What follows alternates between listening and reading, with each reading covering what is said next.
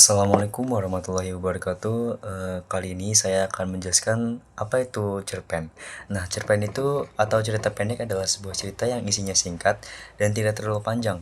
Cerpen itu biasanya menceritakan suatu kejadian utama dan fokus pada satu tokoh saja. Nah, karena ceritanya pendek,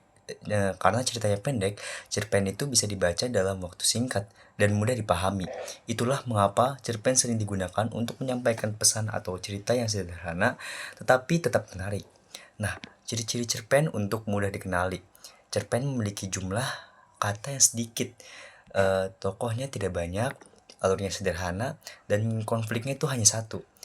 Bahasa yang digunakan itu juga dalam cerpen biasanya juga tidak rumit, sehingga membaca itu langsung mengerti apa yang sedang terjadi dalam cerita tersebut. Nah, dalam sebuah cerpen ada bagian-bagian yang membentuk ceritanya. Pertama ada orientasi, yaitu bagian yang mengenalkan tokoh, tempat, dan waktu.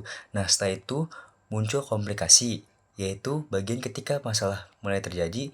Lalu ada klimaks. Klimaks itu yaitu puncak dari masalah tersebut.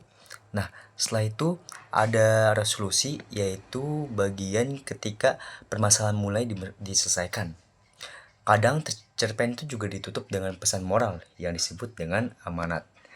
Nah, selain itu ada struktur nih. Cerpen juga memiliki unsur-unsur yang penting yang disebut unsur intrinsik. Unsur-unsur ini meliputi tema atau ide cerita, tokoh dan sifatnya.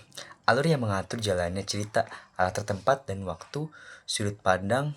Sudut pandang itu siapa yang bercerita, serta amanat atau pesan yang ingin disampaikan oleh penulis. Oke, semua unsur ini bekerja sama untuk membuat cerita menjadi utuh dan menarik. Contohnya nih, dalam cerpen terkenal berjudul namanya Robohnya Surau Kami, yaitu karya dari Anafis. Ceritanya sederhana, tetapi mengandung pesan yang kuat.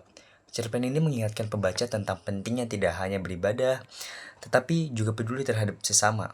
Walaupun cerita itu pendek, maknanya tetap berasa jelas dalam. Itulah kekuatan cerpen. Nah, cerita singkatnya, tapi bisa memberi pesan yang besar. Oke, jadi cerpen adalah cerita pendek yang mudah dibaca dan dipahami, memiliki satu konflik utama, memakai bahasa yang sederhana, dan mengandung pesan moral. Dengan memahami apa itu cerpen, ciri-cirinya, strukturnya, dan unsur-unsurnya jadi kita bisa lebih mudah mempelajari dan menikmati cerpen. Bahkan penulis cerpen kita sendiri. Oke, sekian penjelasan cerpen dari saya. Kurang lebihnya mohon maaf. Wassalamualaikum warahmatullahi wabarakatuh.